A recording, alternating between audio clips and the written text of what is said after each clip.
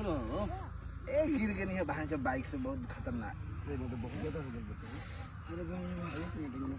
गिटी उटी फसल बका गिटी है ना गिटी ना होता कहां कहां गिर गेलो लागल कहां बा अरे पिचवा पड़ रहा है ये तो बहुत ज्यादा फूट गेलो हो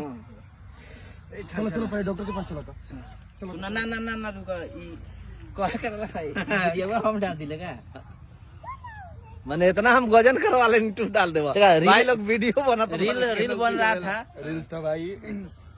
देखा ये वीडियो हम डाले हमारे पास नहीं है कायला हम डालन तो हमारे पास नहीं थे हमरो तो ही डालता भाई ये वीडियो हुए में ना आवा लेकिन नहीं डालता हुआ फोन आवे तो कोनो के रुको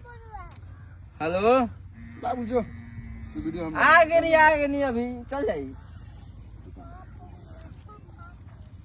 वीडियो हम बाकी वीडियो देखे के बाद तो देखा अनीस भाई के पेज पर एकरा के देखो एकरा के देखो इनका के देखो अरे रे